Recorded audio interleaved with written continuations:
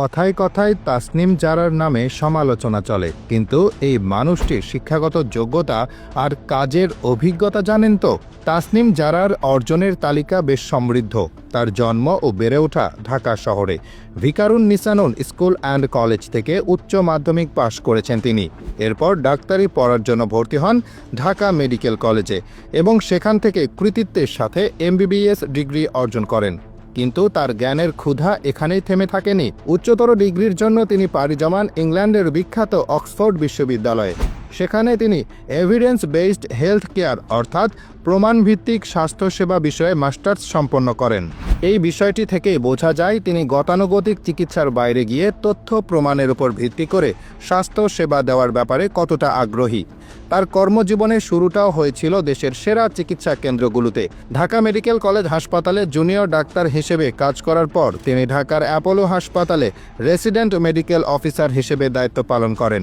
দেশের মাটিতে মূল্যবান অভিজ্ঞতা সঞ্চয় করে 2019 সালে তিনি যুক্তরাজ্যে চলে যান এবং সেখানকার জাতীয় স্বাস্থ্যসেবা সংস্থা বা NHS জরুরি চিকিৎসা বিভাগের চিকিৎসক হিসেবে কাজ শুরু করেন। 2021 সাল থেকে তিনি ক্যামব্রিজ ইউনিভার্সিটি হাসপাতালগুলোতে ইন্টারনাল মেডিসিন বা অভ্যন্তরীণ চিকিৎসা বিষয়ে একজন রেসিডেন্ট হিসেবে কর্মরত আছেন। শুধু তাই নয়, ক্যামব্রিজ বিশ্ববিদ্যালয়ের ক্লিনিক্যাল স্কুলে প্রথমে ক্লিনিক্যাল সুপারভাইজার হিসেবে কাজ শুরু করলেও পরে তিনি পদোন্নতি পেয়ে সিনিয়র ক্লিনিক্যাল সুপারভাইজারের পদে উন্নীত হন। কিন্তু তাসনিম জারার কাজ শুধু হাসপাতালের চার দেওয়ালেই সীমাবদ্ধ থাকেনি। তিনি বাংলাভাষী মানুষের কাছে সঠিক স্বাস্থ্য তথ্য পৌঁছে দেওয়ার জন্য সহায় হেলথ নামে একটি ডিজিটাল প্ল্যাটফর্মের সহ প্রতিষ্ঠাতা। এর মাধ্যমে তিনি বাংলায় বিজ্ঞানসম্মত ও নির্ভরযোগ্য স্বাস্থ্য বিষয়ক পরামর্শ দিয়ে আসছেন। 2023 সালে তার নেতৃত্বে সহায় প্রেগন্যান্সি নামে একটি মোবাইল অ্যাপ তৈরি করা হয়, যা গর্ভবতী মায়েদের জন্য গর্ভাবস্থার প্রতিটি সপ্তাহে প্রয়োজনীয় তথ্য ও পরামর্শ দেয়। এর পাশাপাশি একজন গবেষক হিসেবে আন্তর্জাতিক মানের জার্নালে তার একাধিক গবেষণা প্রবন্ধও প্রকাশিত হয়েছে। ডাক্তার বা উদ্যোক্তা পরিচয়ের বাইরেও তাসনিম জারা একজন সচেতন সমাজকর্মী। 2014 সালে তিনি জাতিসংঘের বাংলাদেশ যুব উপদেষ্টা প্যানেলের সভাপতি নির্বাচিত হন এবং তরুণদের বিষয়ে জাতিসংঘকে পরামর্শ দেন। তবে তিনি বেশি আলোচনায় আসেন 2016 সালে, যখন তিনি তার নিজের বিয়ের অনুষ্ঠানে সমাজের গতানুগতিক প্রথাকে চ্যালেঞ্জ জানান।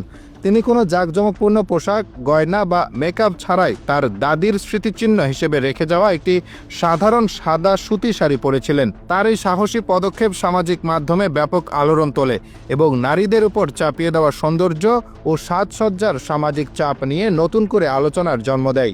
এছাড়া তিনি বাংলাদেশের স্কুলের পাঠ্যক্রমে মানসিক স্বাস্থ্য শিক্ষাকে অন্তর্ভুক্ত করার জন্য প্রচার চালিয়ে যাচ্ছেন, যেন এ বিষয়ে সমাজের কুসংস্কার দূর হয়। কোভিড-19 মহামারীর সময় যখন সারা বিশ্বে ভুল তথ্য আর আতঙ্ক ছড়িয়ে পড়েছিল, তখন তাসনিম জারা বাংলায় সহজ ভাষায় স্বাস্থ্য সচেতনতামূলক ভিডিও তৈরি করে সামাজিক মাধ্যমে প্রচার শুরু করেন। কোভিড প্রতিরোধ, টিকার প্রয়োজনীয়তা, প্রজনন স্বাস্থ্য এবং মানসিক সুস্থতার মতো গুরুত্বপূর্ণ বিষয়গুলো নিয়ে তার ভিডিওগুলো মানুষের কাছে পৌঁছে যায়।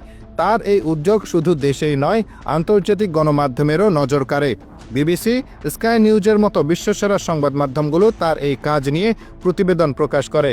2021 সালে যুক্তরাজ্য সরকার তাকে G7 গ্লোবাল ভ্যাকসিন কনফিডেন্স সামিটে একজন ভ্যাকসিন লুমিনারি হিসেবে স্বীকৃতি দেয়, যা ছিল এক বিশাল সম্মান। বাংলাদেশের গণমাধ্যমগুলোও তাকে দেশের অন্যতম প্রধান চেঞ্জ মেকার বা পরিবর্তনকারী হিসেবে আখ্যায়িত করে। তাসনিম জারা ব্যক্তিগত জীবনে প্রযুক্তি উদ্যোক্তা ও মানবাধিকার কর্মী খালেদ সাইফুলের সাথে বিবাহ বন্ধনে আবদ্ধ।